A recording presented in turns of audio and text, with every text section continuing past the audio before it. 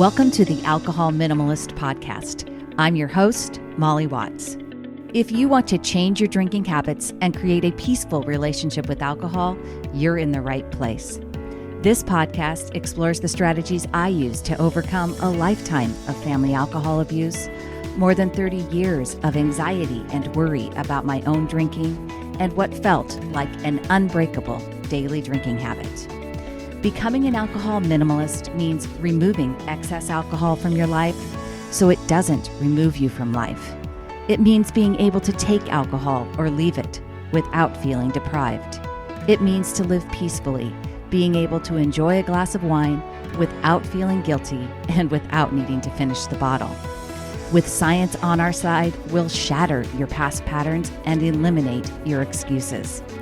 Changing your relationship with alcohol is possible. I'm here to help you do it. Let's start now. Well, hello and welcome or welcome back to the Alcohol Minimalist Podcast. With me, your host, Molly Watts, coming to you from a damp Oregon today. That's what it looks like out there. Yesterday was cold and dry, a little bit windy. Today, lots of raindrops. Sort of the pattern we're in right now. Very typical of December. And I'm just hopeful that you're going to be listening to this in between Christmas and New Year's, but I'm recording it ahead of time. And I'm just hopeful that it's going to be a bright, sunny, clear, cold day on Christmas. That's what I like. If it's not going to snow, let's face it, I would love it if it would snow, but that just doesn't happen very often here in Oregon, at least not at my elevation. How are you doing? How is your December going? I think I said it, I don't know where, maybe in my newsletter, but December affords us lots of opportunities to practice our alcohol minimalist lifestyle, right? It allows us lots of opportunities to set a doable drink plan, to be mindful, to think ahead of time how we're going to include alcohol in our lives. And then also, if you have had an over drinking experience, it gives us an opportunity to reflect on that and be compassionate and curious with ourselves. Just because there's a lot of extracurricular events in December that may not be there during the rest of the year. That's why it's such a golden opportunity to really look at your alcohol habits and decide to make plans ahead of time and really dig into creating an alcohol minimalist lifestyle if you want to. I have before we get to this week's episode, I have a couple of prize winners. And as a reminder, if you would like to be entered into the drawing for some alcohol minimalist swag, all you got to do is leave a review of the podcast or my book, Breaking the Bottle Legacy, wherever you listen to podcasts, wherever you picked up the book, and I will find you and add you in. You can even leave comments on YouTube or on Spotify, and you will be entered into the prize drawing as well. There is a random prize drawing. That means that I just grabbed a name out of the group, and that person this week is Barbie H. Barbie H, you are my random prize winner. That means that you left a review somewhere, and you are now a prize winner. So if you would like to email me, molly@mollywatts.com, I will send you out your alcohol minimalist swag, Barbie H. And the other person is for the chosen review. And that means that I pick one person that left a review that I want to share with you. And that this week is LP Bailey. LP Bailey, if you are listening, please email me, molly@mollywatts.com, and let me know that you are a prize winner. And LP Bailey's review of the podcast simply says, great support. Appreciate all the positive info and support towards minimizing alcohol. You are very welcome, LP Bailey. I agree. It is that exactly what I'm hoping to do, help you support people to change their drinking habits. This time of year, we are ending up the year and getting ready for Dryuary. I at least hope many of you will consider joining me in Dryuary. I do a full 31 days alcohol free, but you don't have to do that completely if that's not where you are in terms of changing your own drinking habits. I work with moderation management as a volunteer during Dryuary, and I help create a lot of the content. I do group coaching inside of Dryuary. And so I would love for you to actually sign up to do a dryuary program with moderation management. And there's a free version of it, which is just at dryuary.org. And then if you want that group coaching, you want the extra support, you want the Facebook group, that is called our extra dry version. It's $35. That $35 goes to support moderation management and the great nonprofit work that they do all year long. So it's really a win-win. And I hope that I will see you all there. I will put a link in the show notes. So www.dryuary.org. That's where you can find it. This week on the podcast, I am delighted to share with you a conversation that I had with Alice Kearney. Alice is not only a student of mine, but she is a mental health counselor and an art therapist. And she's been working in the mental health field for 30 years. She is, as I said, also an alcohol minimalist, and she wanted to become an alcohol minimalist parent so that she could model what a healthy relationship with alcohol looked like.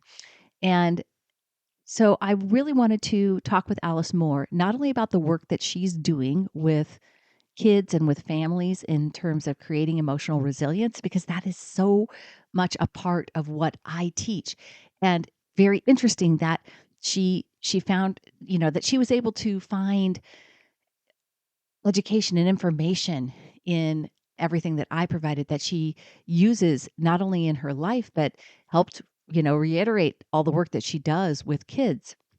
She says in her bio, recognizing today's parents want to teach children healthy thinking and mental health skills from a young age, she created the Bounce Box to help raise resiliency in children. The kit is meant for parents or caregivers to do together with a child. And she says one of her favorite sayings, which she says in the podcast as well, is, "We all fall down, and it's how we bounce that counts." And I love the work that Alice is doing, and I think it's so important to raise awareness for emotional resiliency, because at the end of the day, I say it all the time, this is a skill set. This is about becoming a better thinker, learning how to allow emotions to be there. It's not just about counting drinks, making plans. That's a tactic, that's a tool, it's a part of it. But if you do not address the underlying emotions and why you are drinking in the first place, what you believe you are getting out of the glass, if you don't challenge some of that and if you don't change that thinking, it's really hard to have a sustainable relationship with alcohol, to create sustainable change. And really, that's what I want for all of you. I want you to have a peaceful relationship with alcohol for the rest of your life. I want you to have a peaceful relationship with yourself for the rest of your life. I really enjoyed talking with Alice. I'm happy to share her work with all of you. And if you have kids at home and you are wanting to teach them more about becoming emotionally resilient so that they don't create a coping strategy with alcohol down the road, then check out the Bounce Box. The link is in the show notes. And without further ado, here is my conversation with Alice Kearney. Good morning, Alice. Thank you so much for joining me on the Alcohol Minimalist podcast. This is an important conversation we're going to have because it's something that I hear pretty consistently with the people that I work with, a desire to be an example, at least for the people around them, for their families, especially for their children, in framing and kind of, like I said, being an example of what a peaceful relationship with alcohol can look like. And I think that was one of the motivating things that you had coming into the work that we did together. And then we're going to dive into that narrative a little bit more about children and alcohol and parenting, because part of your work has kind of influenced how you look at this. Thank you so much for being here. Thank you, Molly. I'm so happy to be here. I love your podcast and so much. Of course, I've benefited from so many of your offerings. So I'm thrilled to be here.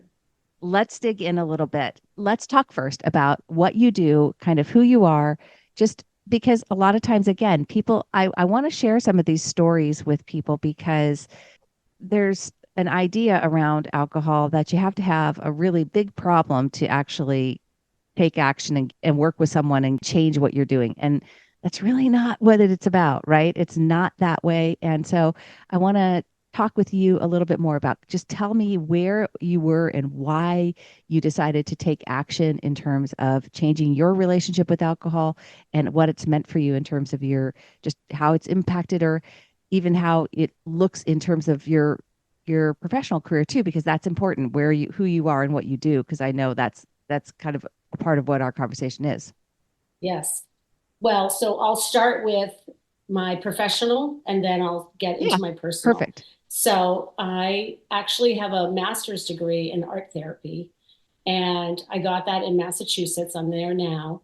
And in Massachusetts, it makes you eligible to take an exam and become a licensed mental health counselor, which is a bit more generic and marketable and allows me to take insurances. So I've worked in hospitals and day programs and early interventions in schools and stuff. But for the last 15 years, I've had a private practice. And as a mental health counselor, specifically, you work with who? I work And with families, I work with adults and children. But I'd okay, say most of my practice is probably more children than adults. But yeah. awesome. I'm really excited that you wanted to do this and talk with me, because so many people that it's a lot of people that I work with are actually just like you. They are actually therapists or people that help other people. And part of the story is, in their own minds, is I really should know how to do this myself.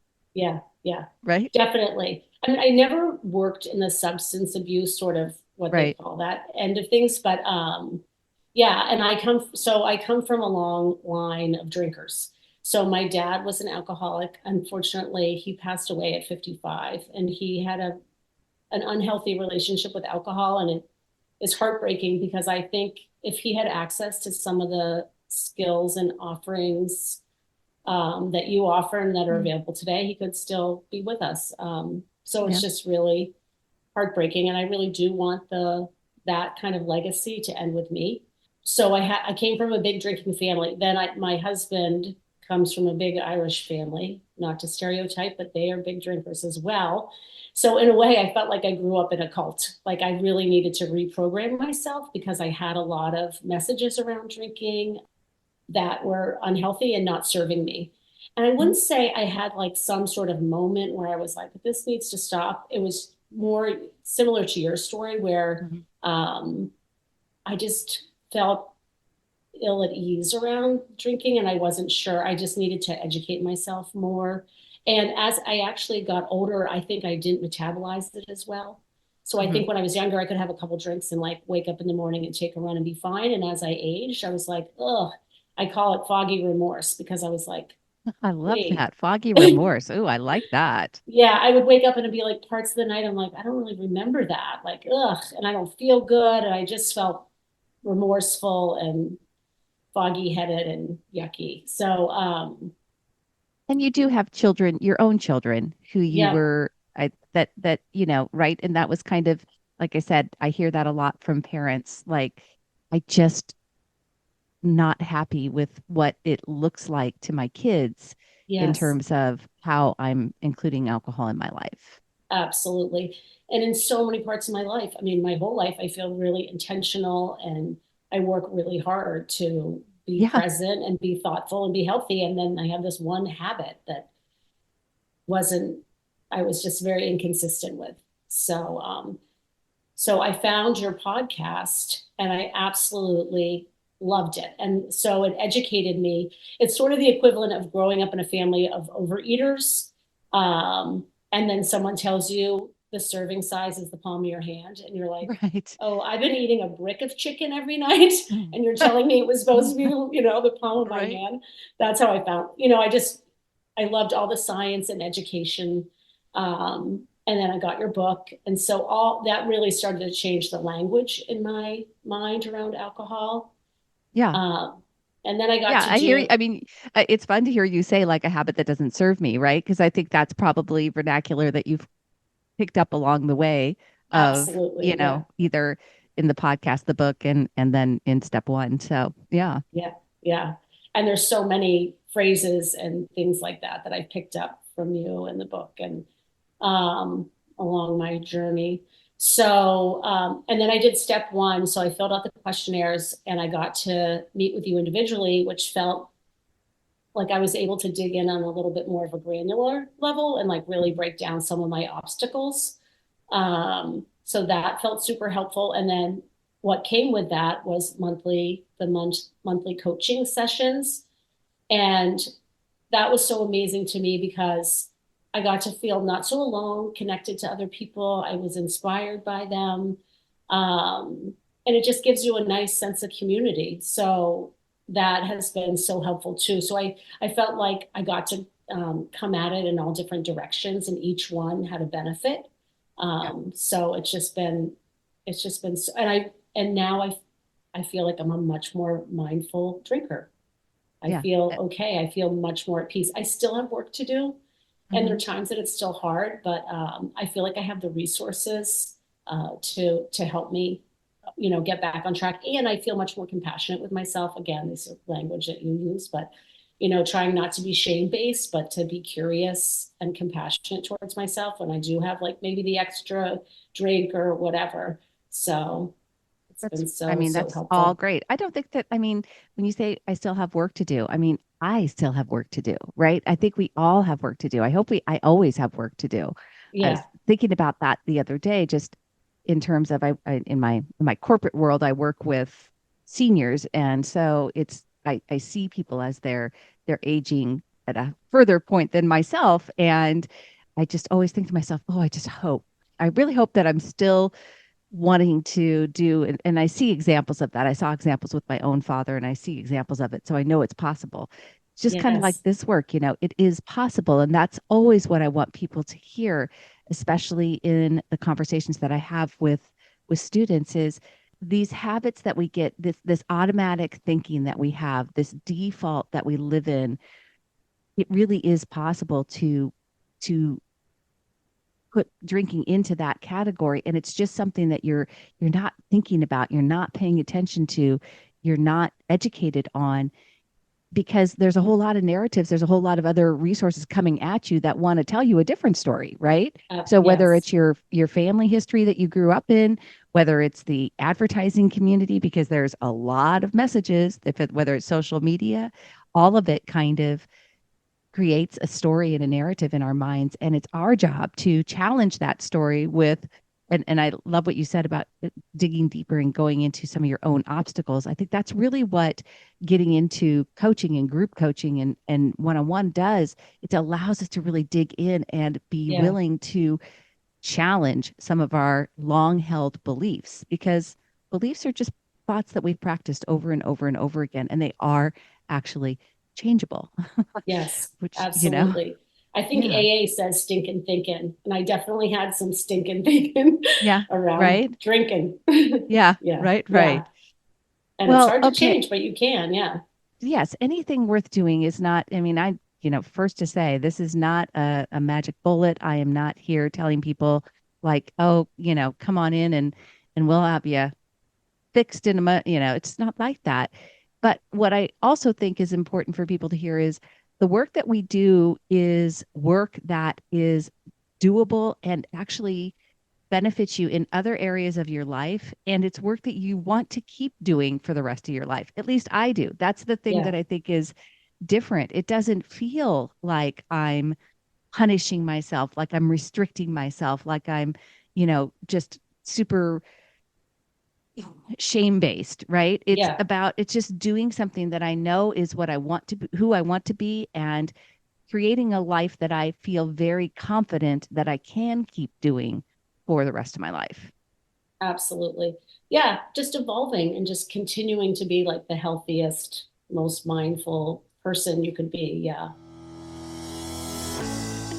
Hey everyone, just a quick break to talk with you about Sunnyside. Now, you've heard me mention Sunnyside many times before. You've heard me talk with Nick and Ian, the founders of Sunnyside. And I just want to share with you why I am so passionate about this company. They are way more than just a drink tracking app. They are really about helping people create a mindful relationship with alcohol. And they stand for a life that is about having more, not less, right? There are more rested mornings, more days when you're feeling your absolute best, when you have more energy and positivity. Sunnyside is not there to tell you to never go out, to never drink, but they are there to help you enjoy your life and to wake up and be ready to be your shining best. It is not an all or nothing approach. It is friendly, it is approachable, and it is absolutely judgment free. They want to be a solution that fits into your unique lifestyle. And I think that's exactly what they've created. You can register for a free 15-day trial. Go to www.sunnyside.co/minimalist to get started. That's www.sunnyside.co/minimalist to try Sunnyside today. So let's talk a little bit about how this has impacted your work or what you've seen in your own practice with regards to kind of this idea of emotional resilience and because at the end of the day, I always say that we aren't going to we drink, right? Uh, for reasons that aren't about the alcohol. They aren't just like, oh, I love the taste of wine. Oh, I really, that's what people think, and they're at the top of their head. They're like, oh, I just really like beer. I just really like my cocktails, or I just really want to have fun. But at the end of the day, there's always something there that is there. Typically, people are trying to solve through alcohol. And it's learning how to be more emotionally resilient is something that's really a part of what I talk about all the time. And certainly something that you see a lot of, I would assume, in Yeah, your own work as a therapist. absolutely. One of the things that's really hard about the mental health care system is I don't get reimbursed for insurance unless I say something's medically necessary. Medically necessary is like your hair needs to be on fire. It has to be Right. pretty significant mental anguish for insurance companies to pay for it. And to me, that's such a sad system. And I just realized I want to be in the business of prevention. I don't want to like be in the business of putting out fires. I'd much rather be in the business of fire prevention. So it got me thinking, and I had been thinking about this before the pandemic, but because the kids I see, the anxiety and depression was out of control. It was already really incredibly heightened. And then when the pandemic hit, I thought, oh my goodness, this is going to be terrible. I don't even know how the mental health, and I knew the system couldn't support it. And anyways, so I had a lot of simple interventions that I did with families that were sort of easy, creative, playful, fun. And I thought, if I can put this in a box and allow people to learn about emotional resiliency at home, Mhm. um, it would be amazing. So I ended up creating a system, basically. It's like a simple little activity kit, let's say, for caregivers or parents to do with a child. And it's everything you talk about. It's basically like alcohol minimalist parenting, but it's everything you talk about and sort of in a box. So it's being aware of your thoughts, learning to be compassionate with yourself and curious instead of shameful. It's about knowing sort of your support system and who can help you. It's about healthy ways to calm down. When I think about it right now, my experience with you sort of mirrors what this is, because there's a book. I'll tell you what's in the box. There's a book that outlines the basic concepts of being resilient, of emotional resiliency. Then there's an activity book where you get much more granular, and there's markers in the box, and you can color and you do all these activities. And it says, and then it introduces the idea of metacognition. Of course, I don't say that, but I called it a bounce box because I use the word bounce so people can understand the idea of resiliency in a fun, playful way. One of my favorite sayings is, "We all fall down. It's how we bounce that counts." Yeah. And so that's sort of what the idea is. But so there's a little activity book where you get much more granular, think about what your specific obstacles are, how you think, and maybe how you could tweak that to be a little healthier. I make homemade like lavender scented bubbles. So I'm teaching people healthy ways to calm down. Mhm. Um, you take a deep breath in, you smell the lavender, you blow it out, you sort of let it go, is the idea there. And then the final thing is a reward system. And that's almost like, I mean, I'm really stretching my analogy here, but it's almost like coaching, where it's just being accountable and continuing to reinforce the Mhm. positive behaviors and thoughts that you've created. So what it is in the kit, you get a ball that doesn't bounce. So if I were to take this ball and drop it on the floor, it would just sit there.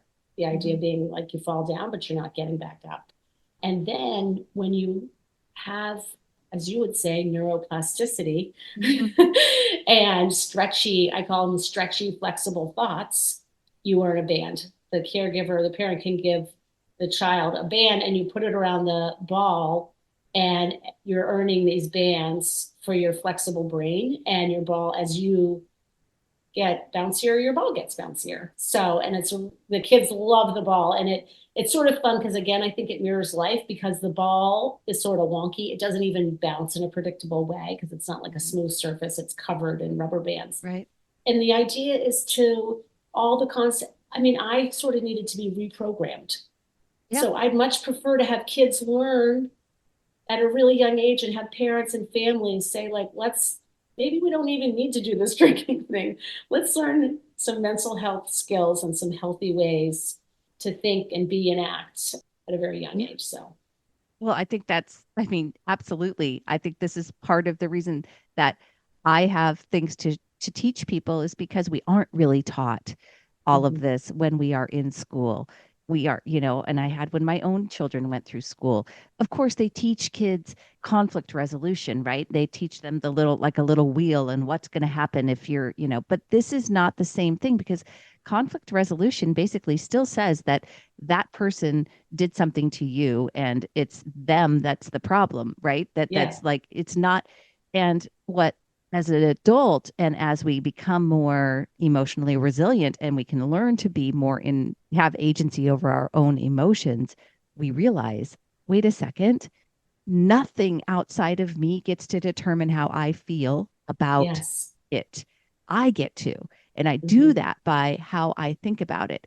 I've done podcast episodes and I will link them in the show notes, folks, about emotional resiliency. And people are always like, wait a second, I thought this was all about alcohol. Well, it is all about alcohol because just like Alice said, if we teach at a younger age, our children, if parents understand more about emotional resiliency, it's going to help us change the narrative and change the relationship that people have with alcohol on a global basis. Yeah, That because at the end of the day, we aren't drinking just because we love wine or we like the taste of beer. We're drinking because we believe that we are going to get something in that glass that is going to change or improve how we feel on the inside. And yeah. that isn't sustainable. That is temporary. It is a Mhm. temporary, momentary, very fleeting effect.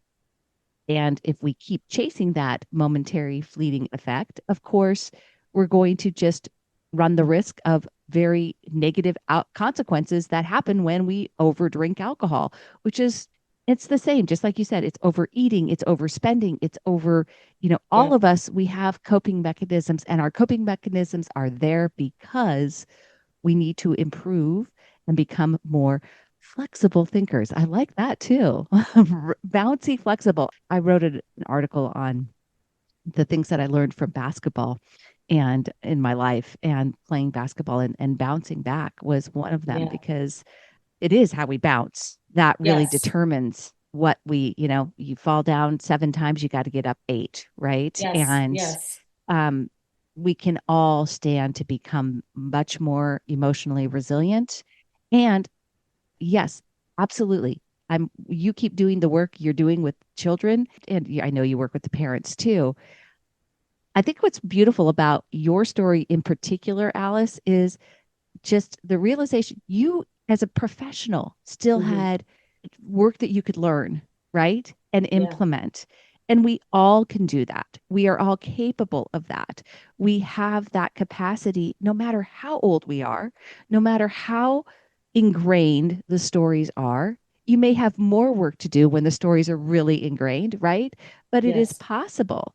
And thank you for sharing all about the bounce box. I think I need a bounce box myself. I want a rubber band ball that does that. I love that concept. Folks, I will definitely link it in the show notes because I know that there are parents out there listening.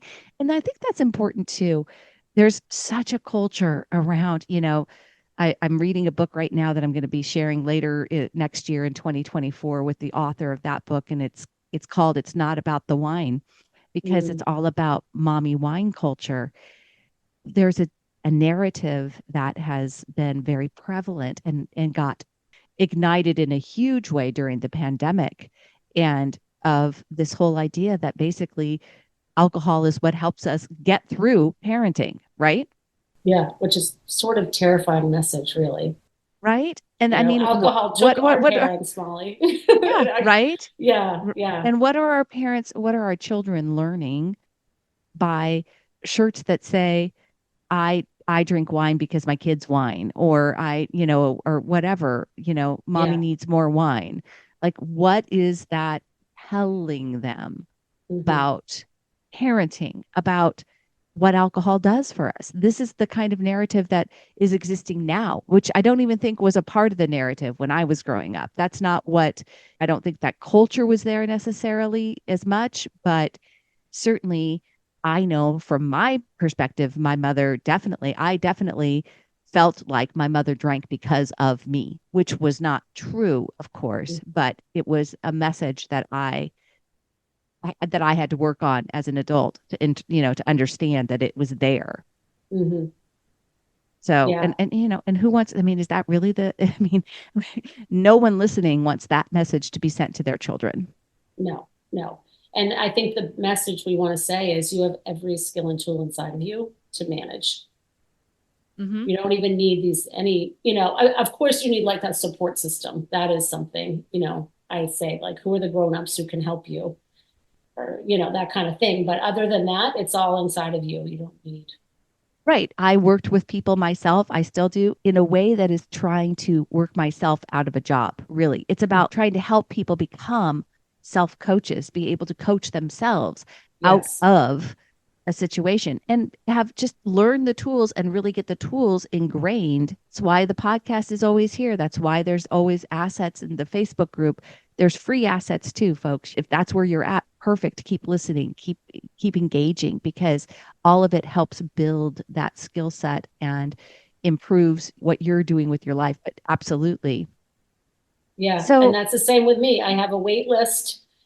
I mean, there's not enough kids therapists out there. So, but mm, it's just, I would love to catch all this early, so people don't end up, in a lot of counseling and having to seek help in other ways. Yeah. So to learn it and thank young. goodness that you're right, that we have a lot of work to do here in the United States as far as our mental health system, for Mhm. sure.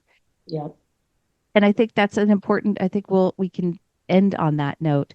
There are resources available, folks. If you are struggling, if you or someone in your family is struggling with their mental health, I really encourage you to seek help, because there's no shame in it. You're not broken. There's nothing that you cannot learn to fix. Some people may need medication to help them get there in the beginning. That's cool too, right? We have to address our underlying mental health state, because you can't take away somebody's primary coping mechanism. It's one of the reasons I'm not a big fan of jumping right in with a 30-day break or anything like that. If you've been turning to alcohol and using it as your emotional coping system for the last decades or years, no matter or however long, right? It is really important to address what's going on in your life, and as you are working on changing your relationship with alcohol, because without the underlying stuff being addressed, doing the work on changing the drinking is going to be really, really hard. Yep. Absolutely. Yeah. And I have a little website too, if people, like you're saying, there's so many resources out there. It's bounce-box.com. And so if people are interested in those, you can get them online. But you can do your own version at home too. Like we're Yeah. saying, there's tons of resources out there to learn how to raise emotionally resilient kids, and being a role model, so you can also be emotionally resilient parent and model that in such a healthy way. So, yeah. And then hopefully you can do all that. And again, if you're using alcohol as your primary tool of coping right now, you can also figure that relationship out as well, because that's what you've done. And I appreciate, Alice, I appreciate you coming on. I appreciate you sharing this information. I appreciate the work that you're doing with kids and folks. Yeah, go check out the Bounce Box. I think especially if you have some kiddos at home that and probably during this holiday season, you might be really like, okay, need a little help here. Right? Yes. Well, thank you, Molly, and thank you. You've helped me so much. So I can't tell you all the resources that you offer have just been really transformative for me. So thank you. Thanks, Alice. Thank you for being here, and thank you for sharing your work with us. Absolutely. Thank you for listening to the Alcohol Minimalist Podcast. Take something you learned from this episode and put it into action this week. Changing your drinking habits and creating a peaceful relationship with alcohol is 100% possible. You can stop worrying, stop feeling guilty about overdrinking, and become someone who desires alcohol less. Come join me in Making Peace with Alcohol. It's my 6-month online course and group coaching program designed to help you build sustainable change. Give me 6 months and I'll help you create peace. Check it out at www.mollywatts.com/join. That's Molly with a Y and Watts with an S.com/join. Come join me today.